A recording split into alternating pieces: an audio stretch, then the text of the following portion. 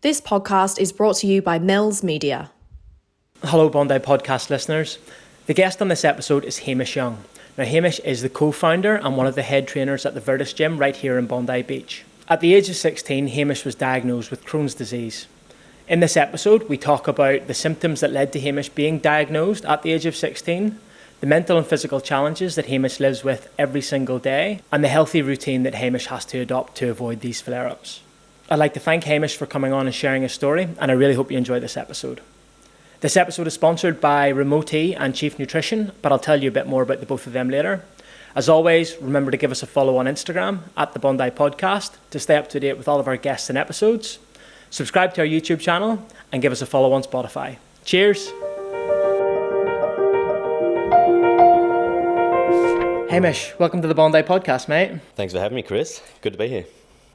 Mate, so if you've watched any of our previous episodes, you might know that the first question we usually ask all of our guests is, what's your favourite thing about Bondi? But we're going to mix it up. We're going to start to mix it up because everyone just kept saying the same thing, mate. The usual stuff, community, beach, active lifestyle. So it got a little bit repetitive. So we're actually just going to get straight into the juicy, meaty stuff. Yeah, sounds good to me. So the first question I'm going to start asking all my guests is, Hamo, if you were to look back on your entire journey to date, what moment stands out as the most pivotal or the most important in your life to get you to where you are today? That's a great question. Obviously, being through a lot with my health has been a big thing, a learning curve for me during my time. But to really pinpoint a time that really changed, I think it was meeting my partner, Michelle, at Burning Man of all places, 7 years ago now, and meeting her and finding that one person I really admire and love, she really brought a lot out of me to change my ways. And not that anything was too bad, but she showed me a different path and showed me how to trust someone again, and really respect someone, and it just really opened up a lot of doors for me, and in terms of my health as well, being able to confide in someone to share my side of the story and her, understand and, really get a lot out of that. So I think that was a really big turning point for me to meet the love of my life, my fiance, and, she really, made a big change for me. So just a quick word from me, guys, and please don't skip over this. Do you want a free coffee from me? We're making some really good progress on Spotify and YouTube. I've set myself a goal of having 1,000 followers on Spotify and 1,000 subscribers on YouTube by the end of 2025. So here's what I need you to do. I need you to pause this episode right now, jump into your Spotify app, click that follow button, then jump into your YouTube app, click that subscribe button. It really, really helps with the show, and it would mean an awful lot to me. And as a thank you to everyone that does that, here's what I'm proposing. If you see me out and about in person and you can show me on your phone that you are subscribed to the podcast on YouTube and following it on Spotify, I'll buy you a coffee.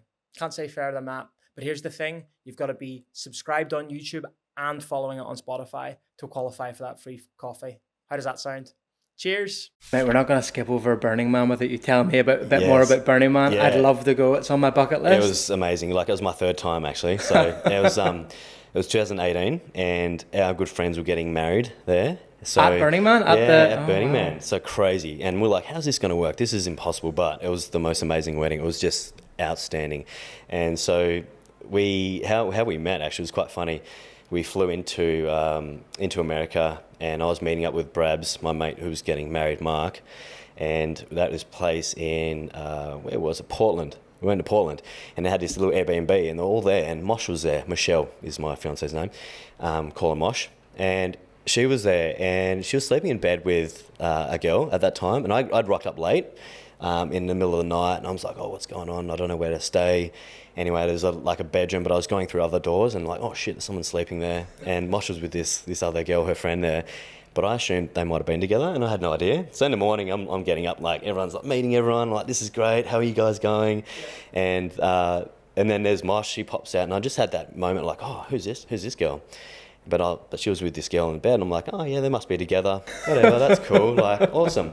So we just sort of chatted, and we're just bantering, and we went thrift shopping that day, and it was so cool. And we're going to Burning Man, let's go, get thrift shopping, let's get all the, the best pieces we can find.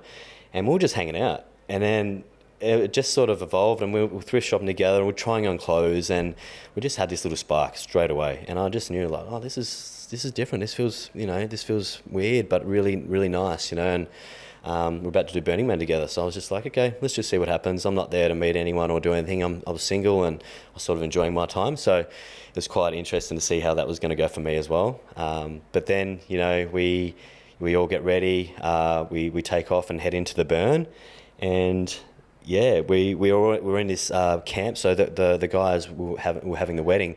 We had about 80 people in the camp, and it was just amazing, and all our good friends, and it was just so awesome to be able to achieve this. And for these guys, like, to pull off a wedding, like, holy shit, like, that is awesome.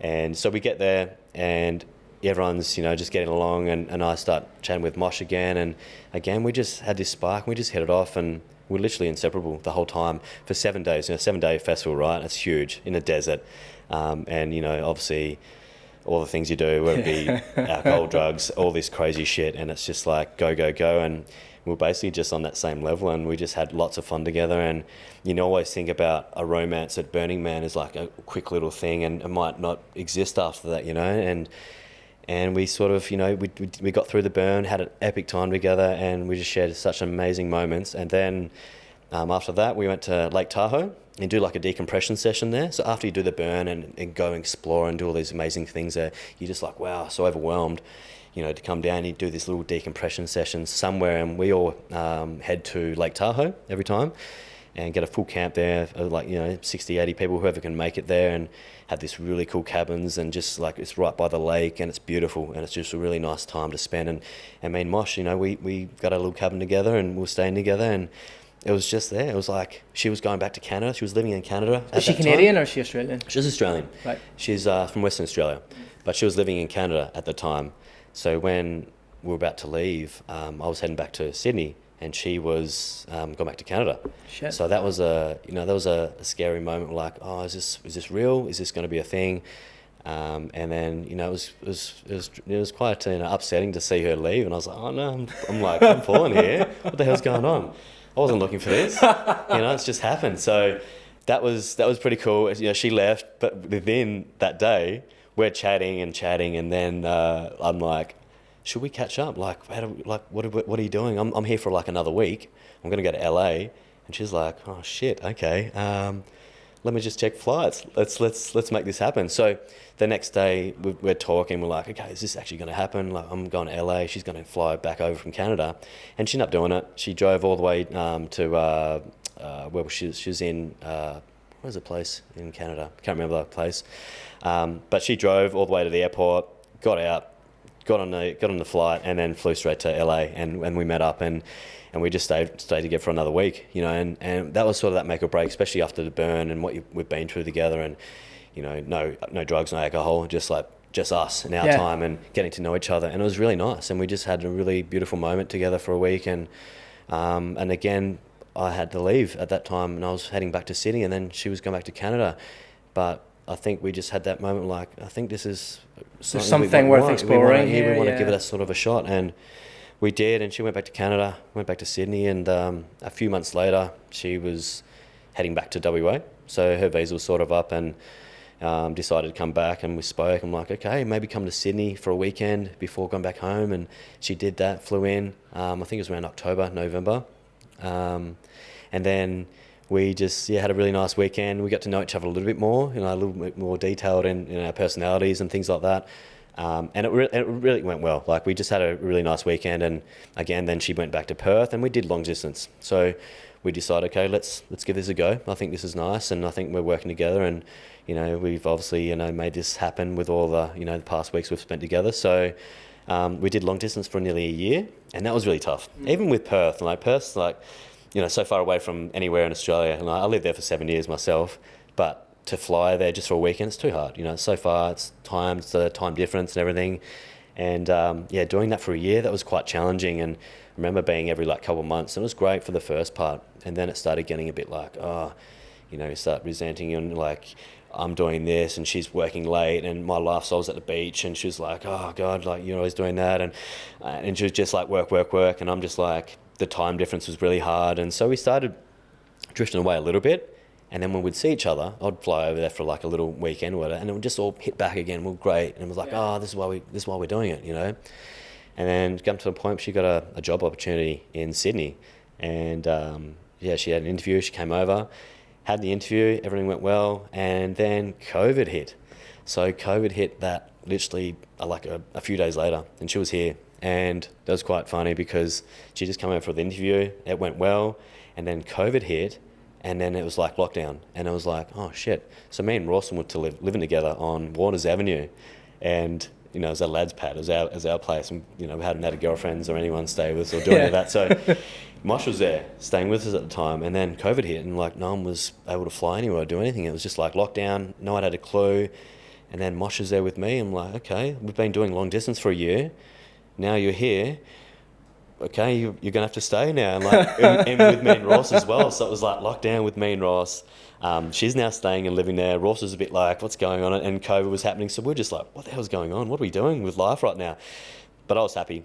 Yeah. She was there, and we're like, okay, this is make or break. You know, this is going to be the decider if our relationship goes further, like living together. It's straight in. So that was a challenge on its own, you know, especially obviously myself and Rawson's place was, you know, it was our little abode, and that's what we made it. It was our little pad, and, you know, loved our own time. But, you know, having Mosh there, it just changed the dynamics, obviously. But it worked out well. I think for about 6 months, we were all living together, and, you know, we had our gym out the back, you know, in the shed. Ross has probably mentioned that to you as well.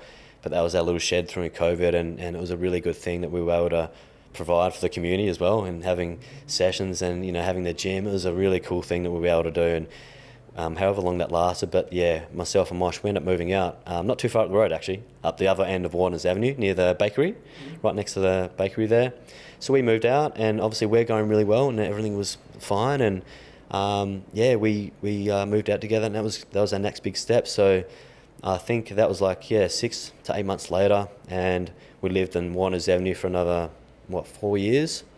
So 5-6 years have gone by. Now we've, you know, just around the corner here. So it's engaged as well, engaged. Mate. So then, you know, and then popping the question late last year. Sorry, that was a nerve-wracking experience, but it was such an amazing experience and something that I wanted to do for a while. But I had to be really, you know, 7 years later. Mosh was like, "Why didn't you do this like in the first 2 years?" Like, but I'm like, I'm still like, you know, are you the one? But no, I knew definitely that she was. Like I said, like I explained, she's gotten so much out of me in my relationship, and in terms of my health and how I speak about things, and just opening up. And she's just made me such a better person, you know, and I really love and respect that about her, and how she is as a person. So yeah, that's where we are, and that's, you know, obviously the reason, you know, I was able to propose and want to make her happy, and, you know, have the wedding and all the fairy tale, you know, stuff that comes after that. So it's it's really nice. We celebrated an engagement party last weekend. It was really nice, really beautiful. We're like close friends, and it was just, you know, she was looking so beautiful, and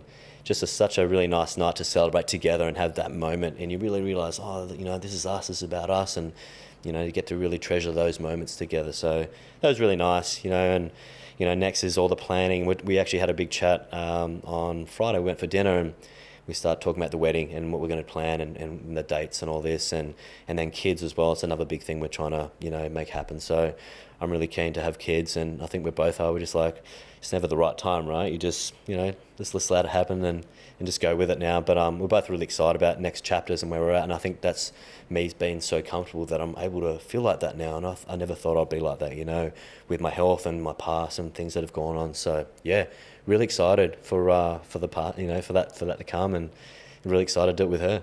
Beauty, mate. Yeah. So let's you mentioned your health there. That's sort of why we're here today. Yep. Sort of that's the main focus of the conversation. What I've noticed, Hamish, over the last couple of months is you've been sharing your story a lot more, and I've known you for, I don't know, maybe 3 or 4 years now. Yep. And you've sort of, in all of our interactions, you sort of let your story come out a little bit, drip by drip by drip, and it's helped me sort of paint the picture of what you tend to go through on a daily, weekly, monthly basis, mate. So like let's strip it back and go back to the start.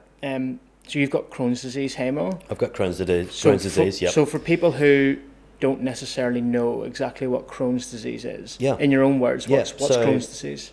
I was diagnosed when I was 16 years old, and I was young. I didn't know what was going on, and I was a building apprenticeship. I was through my apprenticeship at that stage, and it was such a scary thought because as I was working and, you know, I had these sudden pains that I just had no idea what was happening, and I'd go to the bathroom a few times, and it was just this one time that was just really lit up. I went to the toilet, I looked behind, and it was just a pool of blood. Like, it was so scary, and I was like, holy fuck, what is this? This is so crazy. What is this? Anyway, I finished, go to the bathroom, I go back out, head to work, and, you know, continue on my day, and then from then it kept happening, and the more it did happen, I was just like, holy shit, like, I'm dying. Like, I thought this is the end. I'm like, what's going on? I'm so sick. So, Hamo, when you say it kept happening, do you mean the pains and the blood? So I'll explain. Yeah, so while that was happening, so, you know, the blood was happening every time I'd go to the toilet. Like, it was just literally a pool of blood, like a lot of blood as well. So while that was happening, it happened quite quickly. So I'm not sure if it was happening for months before that, slowly getting those symptoms. But then when it got bad, it was obviously the bleeding, the stomach cramps, the you know, most insane cramps you've ever heard. It's like someone stabbing a knife into your gut and just sort of turning it, and it's excruciating. But I was, you know, going through these pains just like, holy shit, what's going on? And then just trying to shield it away, but continuing on trying to work, you know, but I'd keep going to the bathroom. So then it was slowly picked up by my, you know, foreman, and he'd be like, what's going on? You keep going to the toilet, what's, you know, stop taking the piss, blah, blah, blah. And I still didn't say anything. And I was just like, I was so hurt. Why didn't you say anything, Hamo? I was scared. I was so scared. I didn't know what to say. I didn't know what to say to anyone. I just felt so helpless and like, oh my God, what's going on? I thought I was dying. That's the feeling I thought. I'm like, there's something severely going on, but I didn't know how to talk to someone. Couldn't talk to anyone. No family. Didn't talk to mum, dad, brother, sister, like anyone. It was just, I was in shock about what was going on with my body, and I didn't know, and I just continued on with work. But what did you think Hamo was going on? Like, what are you thinking? I was thinking like cancer or something bad that was happening, because I could feel my body deteriorating as well. So I was losing weight. Like, that's another symptom with Crohn's as well. So losing weight, yeah, the sharp stabbing pains, lots of blood all the time, and skin conditions were happening. You know, I'd get rashes like eczema sort of on spots as well. So it was all these things starting to just like feed onto my body and basically just deplete me of everything. And this went on, like I said, for a few months. And then they end up calling me in for a meeting and said, look, we're going to, you know, we don't need you anymore. We're going to basically let you go. And I knew why, because I was just taking a piss and I was going to the toilet all the time. And they explained that, and I still didn't say anything. I didn't say anything. I was like, no worries, thanks for the opportunity. And I was like 2 years into my apprenticeship then, and I just walked away and ended up getting another job for a little bit. And I was just really sick again. And it got to the point where I couldn't get out of bed one time. And I was just like excruciating. I was just like, I thought like I was just on my deathbed. And Mum came in going, like, what's going on? And I was like, Mum, I'm so sick. Like, I don't know what's going on. I thought I was dying. And she's crying and trying to let her know and tell her what was happening. And she was like, oh my God, what the hell? And, you know, she rushed me straight to hospital, and that's when I was in hospital for a couple of weeks in the general down in Launceston, Tasmania. And you were in there for a couple of weeks? Yep, with tests and just going through everything and getting me on the right track. Within a few days, they found out that it was Crohn's disease, and that's what you were talking about. Excuse me. Crohn's disease. So Crohn's disease is inflammatory bowel disease. So IBD, it can affect the mouth all the way down to the anus, and the small and large colon, you know, can get irritated, inflamed. So what happens basically, you can get ulcerations, like big ulcers, so like ulcers in your mouth, same, you can get them all the way down your colon, from the lower all the way down to the bottom, and they can be quite large, and that's where they can tear open and bleed and have severe pain inside the small and large colon. So that's what I was dealing with, and I was obviously having a lot, and the inflammation through the gut lining was just severe. So the doctor was able to detect? Yeah. So they saw it straight away, because you had the sores, Hamo, yeah, and the inflammation? Yes, so they'll do all the scans, MRI, and pick up, and the scopes and everything. So you do colonoscopies, endoscopies, to pick up all the inflammation and see how bad it is inside. And obviously this has been going on for a while for me, because I was working through it through my company and just like going to the toilet and in pain, not sleeping as well. I wasn't sleeping at night, and I was waking up early morning to go work, and I was like, just putting on my hat and just let's go, you know. And it was for so long, and I just can't believe I put myself through that. And then yeah, when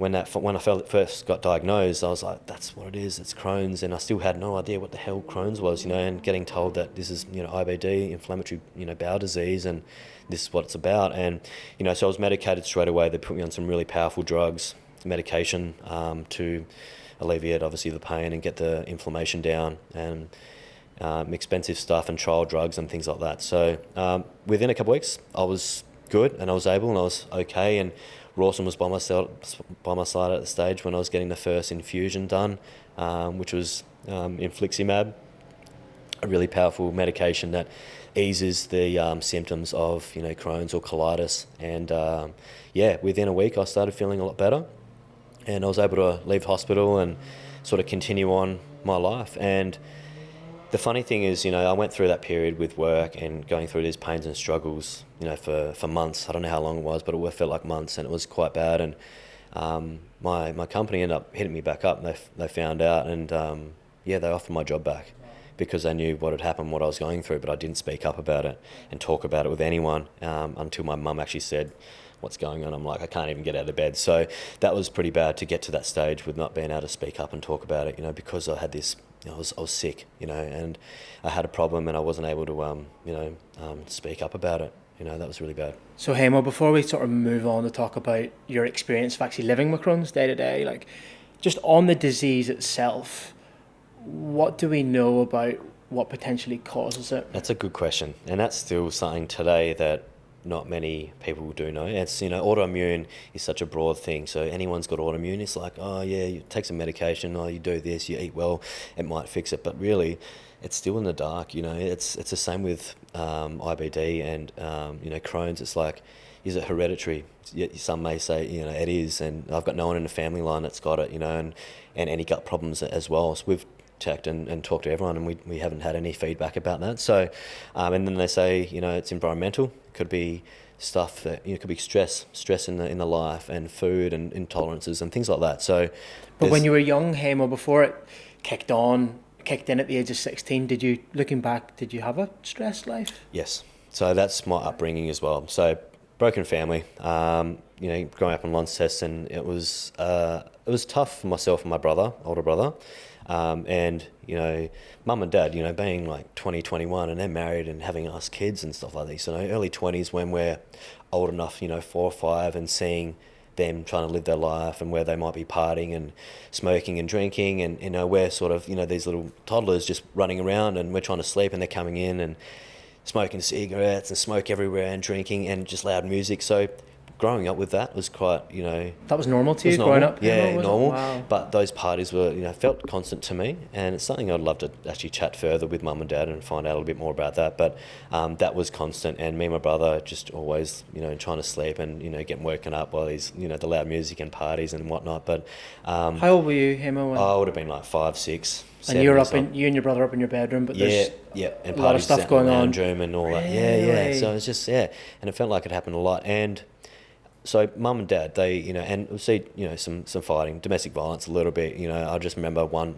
really sticky time for me, and I was so scared, and mum and dad just having a little bit of a fight in the kitchen, and I'm just screaming, like wanting to stop, and remember mum just like storming out, leaving and shutting the door, and then dad's in the kitchen. I'm just like, what's going on? It's like, I have no idea, but I want mum and dad here, and what's going on is scary. This is scary, and I just want this to stop. So that was quite a moment that I've got in my head of that moment and what I went through, as a youngster, as a toddler, and that happened a lot. So mum ended up leaving at that time, and she got her own place, and then mum and dad went together, and I just wanted a happy family at the stage. I just wanted mum and dad and my brother at that stage, and anyway, it was back and forth between mum and dad, that's a lot of stress, and I didn't it's like confusing it. for a young kid. Hamo. Yeah, I didn't want to go through that, and like I said, it was mum, she lived by herself, and she would have, boyfriends as well over that period of time, and I would see these new guys, and I never liked, even at that age, I was like, I just never liked anyone, and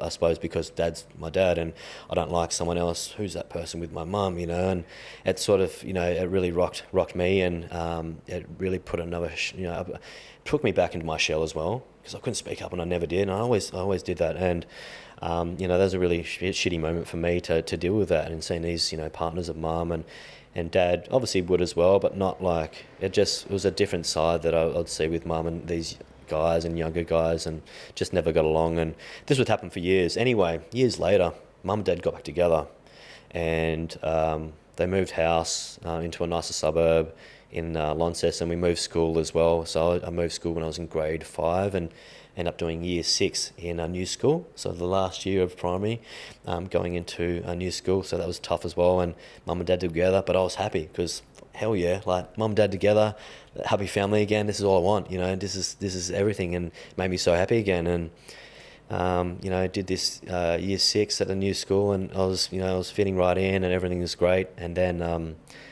a couple of years later, they have my little brother and sister. So Callum, you know Cal. Yeah. So Cal came along, you know, and it was great, and it was awesome, and it was so good. I had a little brother, and it was like, you know, this big older brother, like 10 years older than him now. So it was nice to be that big brother at that stage. And you know, he was 2 years old, and then Poppy came along, my youngest sister, and that was great. So we've got this big family, we're all together, new home, new place, and I'm super happy. A couple of years have gone by, and there's been no problem. And then Mum, you know, you see the fighting and stuff again. It's constant. It crept back in. Yeah, it's constant. But there was always bickering and these, you know, disputes and fights, and it's just like always stressful. And I remember Mum coming in to the bedroom one time and just said, "I'm sorry, I just need to sit down." And I just knew what she was talking about. I know she was going to bring up, and I was like, I can't fucking deal with this. Like, I can't listen to this. And she told me, and I just sort of ran.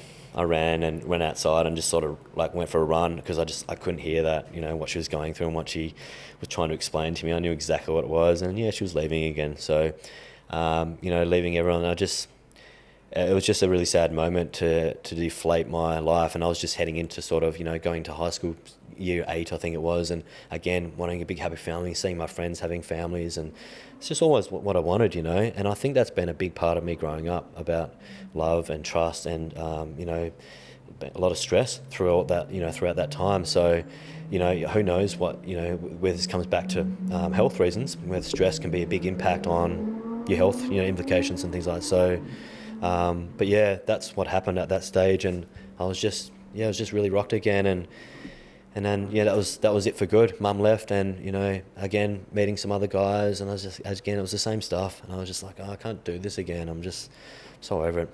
Bondi podcast listeners, this episode is sponsored by Chief Nutrition. Chief Nutrition specialise in healthy, nutritious snacks that cut the crap. My personal favourite is the collagen protein bar, which I have every day. And good news, Bondi podcast listeners get 10% off all Chief Nutrition products when they order online. And we've got a discount code for you right there in the show notes. So go and use that, go and check out the website, and let me know what you think. Cheers. So Hamo, obviously, like what you've said is we don't necessarily know how Crohn's disease comes about. But if you were to sort of put your finger on one of the multiple reasons, do you think that's a big contributor to? I think so. Like, you still don't know, and I talked to my doctor about it, my specialist now, and he still doesn't really have a reason for, like, it doesn't say yes or no to those things, but yes, can all be a little bit of an impact for sure. Environmental, you know, stress related, food and tolerances, everything, and yeah, it's just one of those things. It's just like guessing, but like you can sort of help yourself to get better with, you know, any autoimmune, but you've got to really want to try and help yourself as well, you know, get in a better spot and understand what may work for you, may not work for someone else as well. So it's trial and error with a lot of things. So I think regardless of whether that was like the cause or not, that sounds like a pretty stressful environment to grow up as a kid. One of the things that I've noticed in doing this podcast is when we get on to sort of parents and family life and growing up, there is a common thread that sort of comes through, is that a lot of parents are doing their best in the moment, the best they can, but they sometimes don't necessarily realise the knock-on impacts that can have on their children down the track. Of course. I think, like I said, Mum and Dad being like young 20-year-olds, you know, it's so young for that generation to raise kids and go through it, and obviously not much money and struggling a little bit. So it was quite tough having all that involved, and you see what happens. Young, you're still learning about your life and what you want. And, of course they're going to be fighting and having domestic stuff, in the house, and unavoidable for the kids, but we're going to pick all that up. And it's like, you pick up the trauma pieces more than positive things. I think I've noticed that, and it's probably one of those things that most people do as well. But, look back in life, and I remember more negative, impacts that I have more than like the good things that I might have, remembered. So yeah, I think that carries on, and those things you have to unpack and try to learn about and understand, and, try to nurture into your lifestyle as best you can, 100%, mate. So take me back to 16-year-old Hamish that's just been diagnosed with Crohn's disease. Yeah. You So probably don't have a clue like what Crohn's disease is. So how did it feel getting told that you have this disease? yeah, so that was a really tough one. Obviously coming out of hospital and getting told about having Crohn's disease, from my specialist as well. This is a funny one. Like, I'm asking questions like, what do I need to do? Like, he goes like, stay on medication, you need to do this. So what about food? All this stuff. You go, eat what you want. You can go and eat Maccas and you'll be fine. And as long as you stick to your medication plan, no problem. And I'm like, what? Like, okay, that's great. I can just keep doing, not that I'm going to eat Maccas and do all the bad things, but he was basically saying diet doesn't really matter. Eat what you want, as long as you're on medication and keeping your disease, at bay. So, I was on this medication plan, and, getting into hospital, I was just like, I felt better and I've got this medication. So yeah, I've got Crohn's disease, but still having no idea what it is, It's just like one of those things that I didn't really know what to do with it. I was just like, I've got Crohn's, I'm feeling better.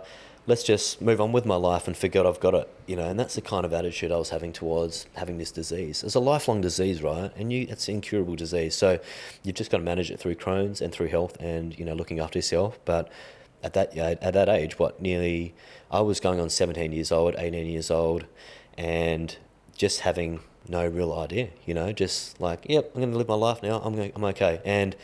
And I knew I had these problems, and it wasn't bad. I didn't have as many symptoms as as I did when I first, started getting all the horrible things, and I wasn't bleeding, and I was like, okay, I'm fine. I can deal with like the stomach pains and some cramps and going through that. But as long as I wasn't, a toilet bowl full of blood, that was okay for me. So, but yeah, it was also just scary, and but again, just trying to push that aside and live my life as a youngster, going through it.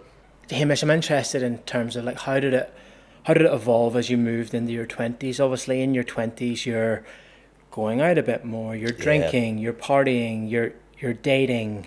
Yeah. Like, obviously, you've got this disease that that's tough. It can flare up at any time. It probably impacts your self-confidence and things as well. How did you manage it in your 20s? Going through all those things? That's a funny one, and this is where it probably derailed me a little bit in my 20s. I for the first few years getting diagnosed with it, I was sort of in remission and sort of staying there with medication, and then I ended up finishing my apprenticeship, and that was fine, and I had an idea to move over to Western Australia, and I wanted to go work in the mines and earn some good money over there. And I thought, this is great. And all while this is happening, I think about Crohn's every day. This is always on my mind, no matter what.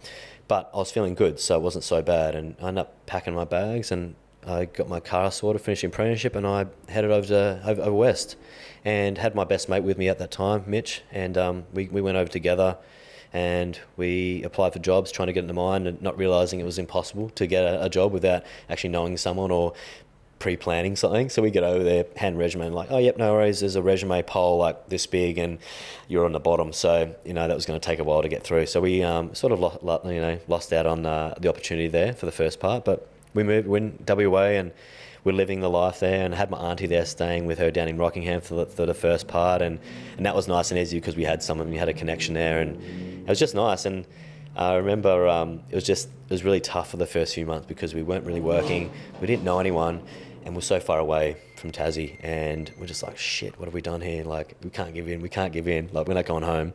And we end up, sticking it out for a couple of months, and we met up with a couple of friends that we knew that were in the Navy as well, over in Perth, and that were from Tassie, and we caught up with them, and we ended up going to like a festival, and we headed out, and we had a really good time, and then we created this really cool friendship in our little crew, and then we stayed there, and it was great. And all while this was happening, I had Crohn's, And again, not telling anyone about it, and not always get like these little flare-ups and things would happen, and a bit of blood would always come and go, and medication would sort of stop because I'd forget, and because I was just young, I'd be feeling great, and a medication sort of was on the back burner a little bit, and that was probably one of the worst things I could have done. So going through that moment in my early 20s over in Perth, I was out, I was going out every weekend, I was partying, I was doing drugs, I was alcohol, I was doing everything, and I was sort of doing it because I still knew I had Crohn's, and I had this really bad disease, and I wasn't treating like that. I wasn't treating it like it was... You weren't taking it seriously. Taking it seriously, and I wasn't, and I was just like, and I'd be feeling like shit coming Monday, and feeling like crap, but it was like Crohn's related, plus going out the weekend. It was just every weekend, but I still wouldn't tell anyone about it. Like, I'd say to my good friends that I've got Crohn's, but had no idea what it was, wouldn't ask any more questions about it. That was it. So that's what happened for a lot of years, and I was there for 7 years, and I was just constantly the same and going through it, and I would be stopping medications, and this is a really bad point that happened in my life when I was over in Perth. I'd stop medications that I was on at that point, and when I got sick or got into some sort of flare-up, I'd go to a normal GP and go get antibiotics. I'm like, that's the worst thing I could have done. And I didn't know. Why is that bad, Hamo?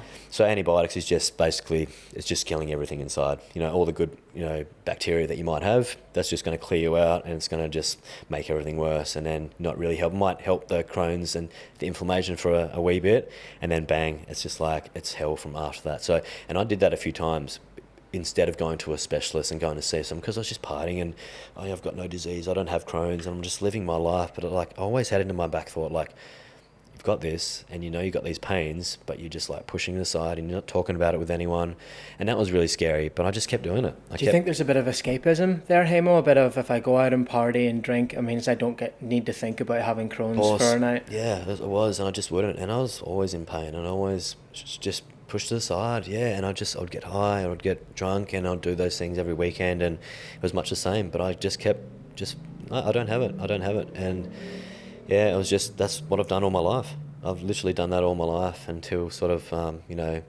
finishing my time in Perth, Western Australia in 2014.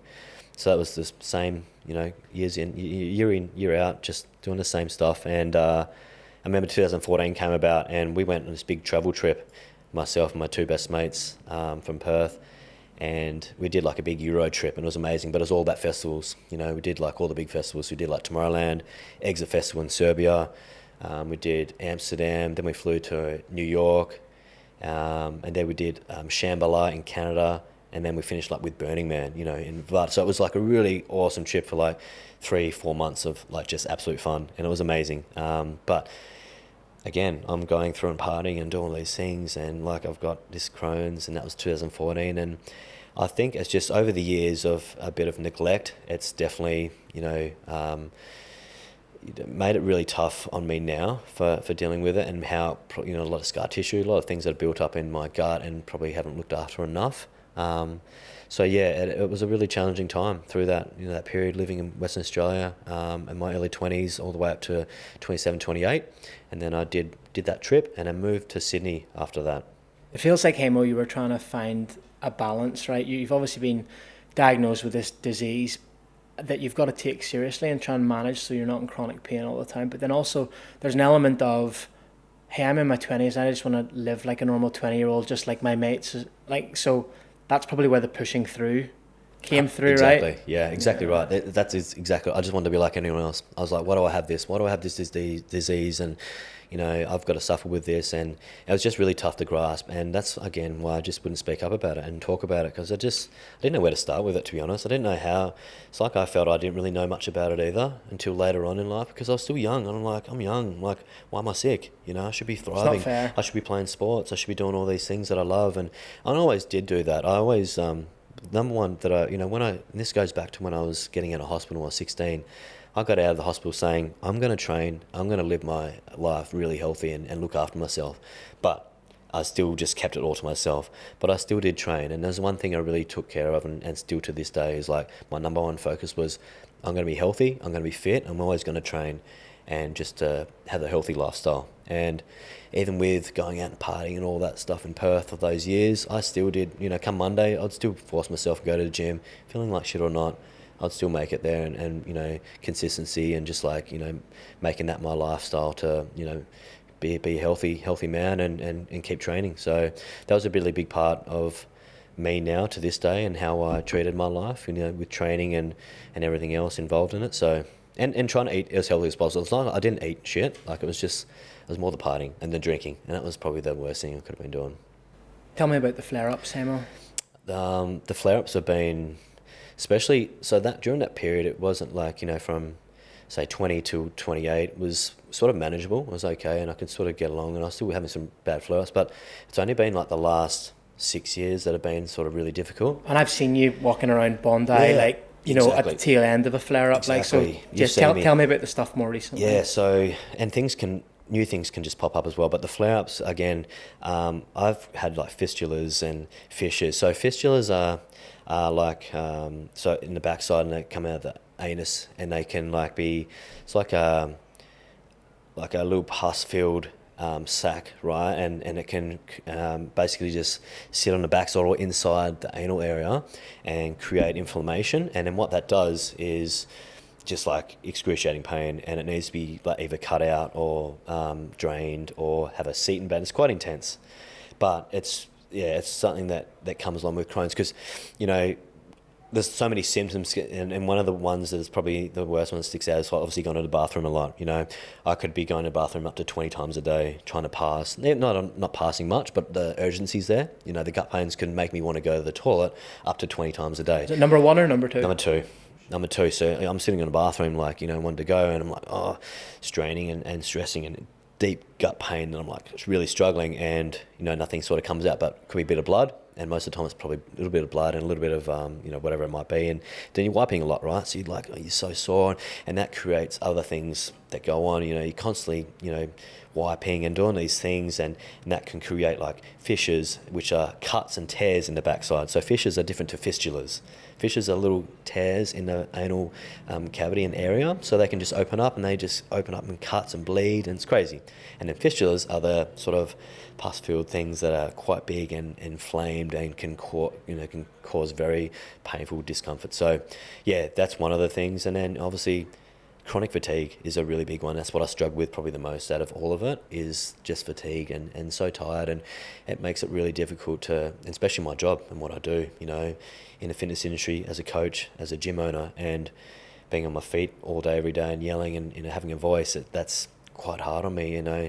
And every day I've got that point, like, I'm just like, I'm exhausted. I just need to sleep or rest. And every day I'm still like that and managing that. So there's so many symptoms. Loss of appetite is another one as well. You know, when you get in a flare up, you just lose everything and you don't want to eat. And, you know, and then iron levels go right down. And that's another really big part of, like, you know, lack of energy, lack of, you know, that fatigue kicks in because you're losing a lot of blood. So iron goes down dramatically, and that causes the whole, you know, can of, you know, So that's the physical, Hamo. Tell me about the mental side of dealing with a flare-up. Mental is really tough, and like I said, the biggest part has been not being able to open up about it and talk about it over those years, and that was always a really big mental challenge for me. And I was like depressed and just anxious about like what's going on, or like what's the next day, how's tomorrow going to be, and you know, those feelings were quite tough mentally, you know. Those depressed days for weeks, but like not sort of letting it on. But like when I wouldn't be around people, I'd be so down and like would hate myself and be so annoyed that I've got this. And I'd always have those moments all through my years. That. But what do you do, Hamo? Did you just lock yourself away? Lock myself away, and just like the next day, it's a new day. Let's get on with it, you know. And that day, yesterday, was absolutely horrible, and to me and to my feelings, and, you know, mentally, it was just really draining. But that's what I'd do. I'd get out of it in my head. I'd be like, you know, talk my way through it myself, and then next day I'm like, oh yeah, let's go. I'm training again. I'm living my life. I'm happy. I'm smiling, and I'd put on this big facade that I'm like, everything's okay and smiling, and I'm happy and doing all the things. But I'm like, every day is the same stuff. That's exhausting. Because you're wearing a mask there. Yeah. I've masked for so many years. It's literally, Chris, it's only been the last sort of, since this year I made my, you know, my existence in my journey to explain what I've gone through and what I'm doing now to get better in my journey. And I've had this 23 years now, and it's only come to this point when I'm really trying to detail my life about it, you know, explain what you can do to get better and what you shouldn't do, what I've done previously, you know. So I think that's a really good point where I'm trying to get across. But, you know, yeah, the mental and physical just absolutely draining, you know, every day. But like I said, I always put that smile on. I can always get through it, no matter the pains now. I think I've got to a point now where those pains and struggles of like, they're born into me, they're bred into me. 23 years, I'm so used to having that chronic pain and, you know, the chronic fatigue and things like that. And I can still get on with it. It still hurts, but I don't know any better. And I don't know what it'd be like without having that pain, you know what I mean? So that's a tough one to grasp and tough one to understand. And for someone else to not really know what Crohn's is and what they're going through, you know, I wouldn't wish it on anyone, but like, I'll just, yeah, be interested to see how it would be without any of this stuff, without the symptoms, without, you know, the mental and the physical stuff that I have to deal with each day.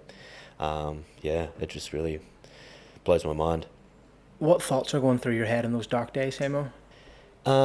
Just much the same with everything. Like, I always just say, why have I got this? What have I done wrong? What am I doing wrong? You know, and just beating myself up. I just don't really think about anything. I just get so down and depressed. And Mosh has seen it firsthand. You know, she's seen some really ugly times, but she's really helped me through a lot of my flare-ups by getting me to speak up. And that's where it started happening. Sort of, you know, when I was with her, that's what I was talking about her early in the story, was about how she got me to open up about myself and talk, and it's made such a big difference, you know. I wish I did that years ago. Obviously could have gone to see a therapist and seen someone and delve into it, but again, I wanted to bottle it up and put it away, and then next day nothing happened. So that was what I just continually did all the time, and it wasn't the best way. So Mosh being able to, you know, get to me and see the shitty side of my flare-ups and my personality change, where I was like, oh, you know, you let everyone else see the good side, but then I see your crappy sides, because I've come home and I'm like, I'm so like exhausted and pained, and I just like want to lay down or sleep and just like cry or whatever it might be. And next day I'm back at work and I'm doing the same. So Mosh saw the ugly side of it, and she said like, this is, you know, we can't be like this, and you can't. And I know she wasn't being in a bad way, because I've got this disease. She understands completely, but like, you've got to be able to speak about it and talk to me, because I want to help you. But if you don't, I don't know what to do, you know. And that was a really big like light globe bang. Okay, shit, I don't know the impacts I'm having on other people when I'm like this, especially my fiance. And for her to say something like that, to open me up, I'm like, oh my God, you know, it was a realization, you know. And from then on, I was like, I changed my ways and dealt with this a lot better in terms of opening up and talking about it and being at peace with it. I think that was the biggest thing, not being at peace with this disease and not letting myself just have it and, you know, be okay with it. I was just like, no, I'm like, I just never did. Working against it rather than working against it with always, it. yeah.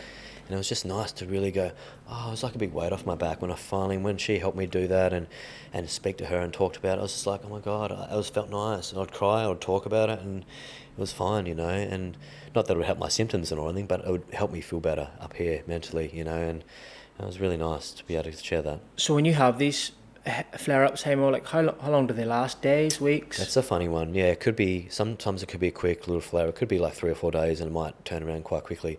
I've had some that have lasted 3-4 months, you know, and it's the symptoms every day. So that's really draining mentally. So when I've had those big ones, and they've been really bad the last few years, and that's why it's been good to be able to be, you know, open up about it with Mosh and talk about it a lot more and be more open to people asking questions. And that's before I got into the social side of it. But like over the last few years, someone would ask me, and I'll be at work and I'd be feeling pretty crappy, but I'll be honest about it now and tell them, like, I've got Crohn's, I'm not feeling too good, but I'm still here.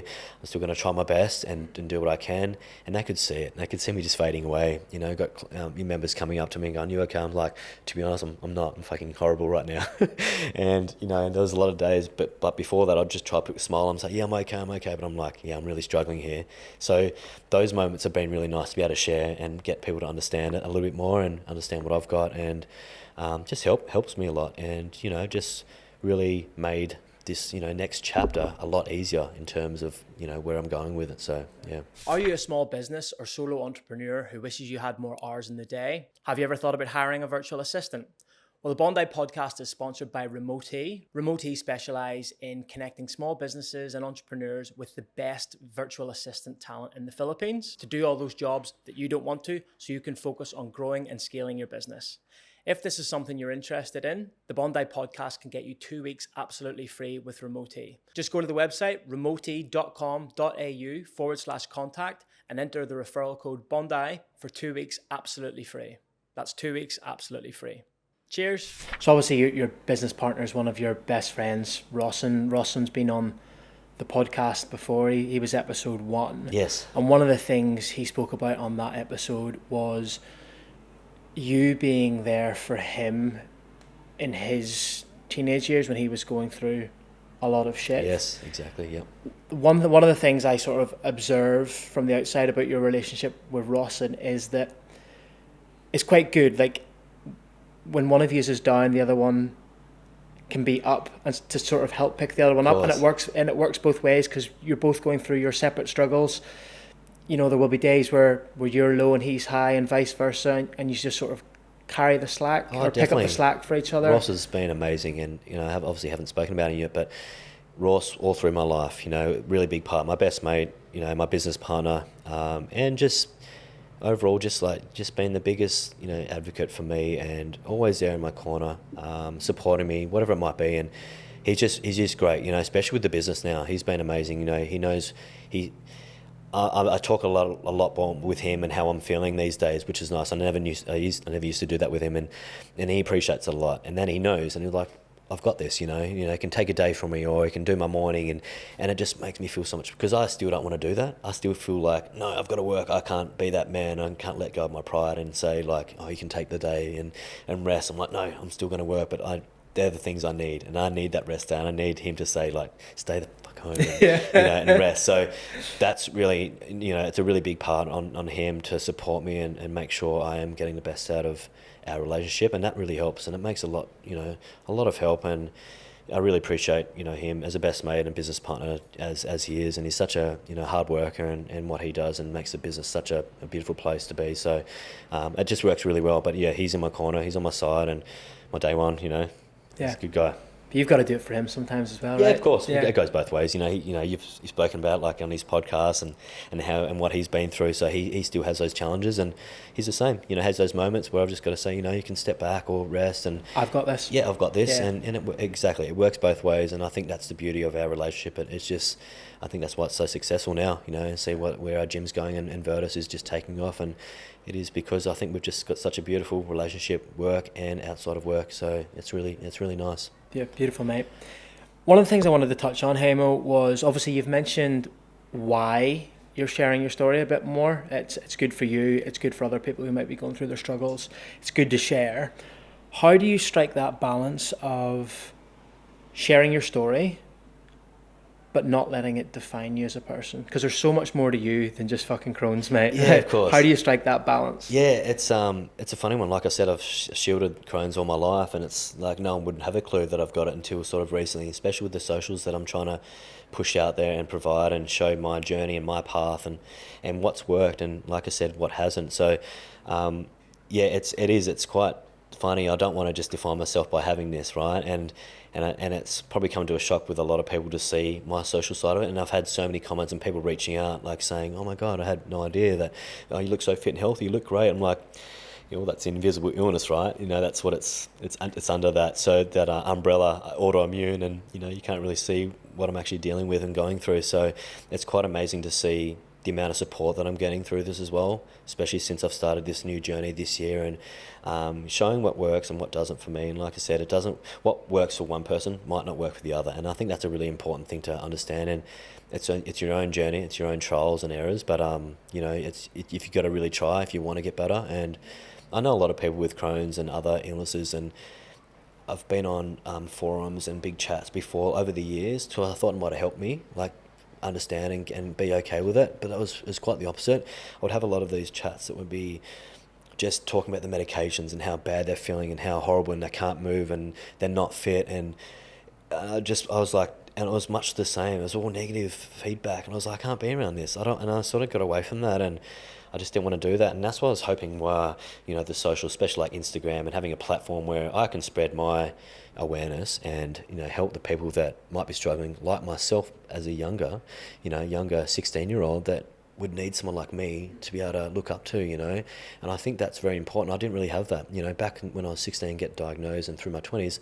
wasn't much social side of it. There was no real progress in what was happening, why it was there, what you could do, who you could get help from, whether it be holistic approach or medications, or just someone that could just you're inspired by, where I could be that person to a many, which I'm now getting, and it's great because I'm getting lots of good feedback from people from the socials, and they're hitting me up with a message and DM and just appreciating what I'm doing, and they're following some of my advice. I'm like, this is awesome. That's exactly what I want to do, and this is a year to like really provide my journey, my path, and just make people understand and know that you can live a healthy lifestyle. You can train, you can do the things. You've just got to be able to want to do it and put 100% into it. So just on that healthy lifestyle then, Hamo, what would you say are like the 2 or 3 key things that you do on a daily basis now to help manage Crohn's and avoid those big flare-ups? Sure. Now, the big one is like I advocate for training 100%, but understanding your threshold and knowing when to train harder and when not to. I think that's a really a big part on what's making me a lot healthier now. So I might feel like I can lift heavy weights and have a really hard session, but really I shouldn't. And having a threshold, like say out of 100%, maybe I should go 60% today, and know that I can still save and reserve some energy in the bank. Food is a really big one. Food's paramount to anyone's healthy lifestyle. You've got to make sure that you're in a healthy spot. And with Crohn's, it's a bit different because some healthy foods that you might love and some vegetables that you might eat every day are not necessarily going to be good for me. So what flares it up? Yeah, so it's an interesting one. So with food, it could be like added sugar, complex carbohydrates and things like that. There's some really things that like broccoli, for example, that's a really hard digestible vegetable, right? So someone like me, if I was to eat, those vegetables, they could be hard to digest. It might block, it might not just break down, and then that can cause inflammation, and then again, those pains could come. So when I'm in a flare-up, my diet is so basic, and it goes to, just the refined foods like white potatoes, white rice, white bread, chicken, eggs, and you keep all really plain food, easy digestible foods that you can help and ease on the gut lining, because anything else, you've got complex carbs and things like that, won't digest so well, again, won't break down, and then that can cause some really bad problems. So knowing that and understanding and giving yourself enough time so you can get into a little bit of remission, and then you can start easing some food back in that you might love, some vegetables. But some trigger foods for me are always, the broccolis, the hard, greens, even tomatoes, acidic things with seeds, all these things can be all, and I'm talking like 2 cherry tomatoes can derail me. It's like, so it's understanding what works for you and what doesn't. And like dairy, so while I'm in this flare-up, I go through this diet phase, and I have like 6-week intervals. So I have this 6 week of eating the plain food, the eggs, the whites, and all that stuff. And then week 6, I'll start adding like some vegetables, but like literally 2 cherry tomatoes, like 50 grams of cucumber. And I'm really dialed into that point where my diet is insane, right? And then, in the next 6 weeks, I start eating some more stuff. And, but yeah, so eating a healthy lifestyle, bringing in and out foods what work. If that didn't work that day, take that back out, go back to your plain diet, and then work on that again the next week. So it's literally every day is a challenge with that. So it can be quite overwhelming, but I'm so used to it now that I know what works and what doesn't, what to take out, and when to eat certain things. So but yeah, biggest things not to are like your trigger foods, added sugar, like all your sodas, all the stuff that's just in everything, right? And it's all in packet food. So try to eat whole food based food only, and I think that's the best thing for anyone. If you've got any pains or struggles, I think whole foods is the only way to go, and try to avoid packet food. You look at a packet of something that's got like 30 ingredients, like that's bad news all over. Don't go near it. So those are the kind of things that you start picking up, especially to live a healthy lifestyle, and everyone should know that, but a lot of people don't as well, and they'll just eat sort of a healthy lifestyle but not really understanding what they're actually eating, when it comes to it. So, and any adverse impacts from alcohol, Hamo? Yeah, for sure. Like again, like with sugars and everything in alcohol. Yeah. Alcohol's a really bad one, and what it can do, and just really bad, and that can cause ulcers and inflammation in the gut. So do you drink at all, no, Hamo? I don't really. Like an engagement party last week, I had a few drinks, and I had a really good night, but buggered me for a few days. Yeah, I just wasn't good. So, and I haven't drank since pretty much opening Virtus, actually. So going on nearly 3.5, 4 years, I haven't really drunk much. Maybe a couple of times a year I might have a drink for a special occasion or something like that. But other than that, steer clear. Don't even worry about it. I'm not interested, and I just don't want. And like I said, it's all about my health and my journey and what I want to try achieve now. So that's not a part of it. I'm not putting it in. Good on you, mate. Yeah. Good on you.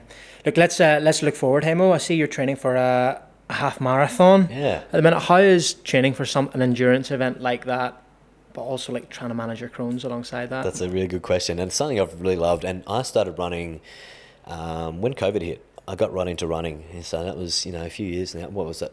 2018. So I started running around 2018, and I was really getting into it. I loved it. But then, when I get into the flare-ups, obviously, that stops me in my tracks. I literally can't do it, and I can't run a step. It's that's the scary part about having these. The bowels can be very. What's the word? I'll be running, and then all of a sudden I get this sudden urge. I'm like, shit, I've got to go. And I'm middle of the bloody run, and I'm like, there's no toilet inside. I'm like, oh my God, I'm struggling here. And I've had those accidents, and I had one the other week. But it's like, I want to challenge myself, and that's, I want to get into remission enough that I can be able to run, a half marathon, and it's going to take a little while, but that's my goal, and that's my challenge, and I've always wanted to do it, but I've always been so scared about it because I'm going to bloody shit myself, and I'm like, oh my God, there it is, okay, and then I have to stop the race, and then maybe try again another time. But that's in my mind, and the thing is, like, I don't get the choice. It's just like so it's just that uncertainty before you go out for every run. You're like, I might make this 10K, I might not. I might not, and that's. But I know where all the toilet stops are on the route. That's it. So that's the other thing. If I'm actually in the race, at least you got they're all stationed, and they'll make me feel comfortable. So I'm okay with that. It's just me doing my training myself when I'm doing 15 to 20 Ks, and I'm like so far away. I'm like, oh shit. Yeah. Here we go, and then they stop me in my track. So. Oh, it's another 3 Ks to the public toilet at Rose Bay. Fuck. Back, so. That can be challenging, and like I said, I start the day going, I feel fucking great, like let's go, and then I get through that run, I'm like, nah, that's a disaster. So that's a challenge, but I'm now being okay with that. Before I would just not do it because I'm scared, and I'd like not talk about it and do those things. And now I'm just like, I'm doing it. I'm just gonna start it and see where it goes and see where it takes me, and then just if I deal with those and those little hurdles along the way, I'm just going to jump them. Nice. So I'm going to come out for a run with you, and we're going to make sure there's lots of toilets on the I love that. just that's in case, mate. Yeah. Look, Hamo, final question from me today, and thank you for coming on to share your story, mate. It's been brilliant. I'm going to take you back to 16-year-old Hamish. What advice would you give 16-year-old Hamish who's just been told he has this incurable disease? That's a really good question. And I always think about this, and it's how I am right now. And the person I've become and the man I am now is, I wish my younger self had that advice and that person to be able to look up to and ask these questions, because that's what I needed. I needed someone that inspired me, and I saw that had the same thing, or someone that could help me, and that's the person I wish I had, and I've become that person for someone else now. So that's what I want to take away, and I really hope that I can help as many as I can. Beauty, mate. Yeah. Thanks for coming in today, brother. Thanks, mate. Cheers, Thanks, mate. Chris. Appreciate it. Much. Cheers, mate.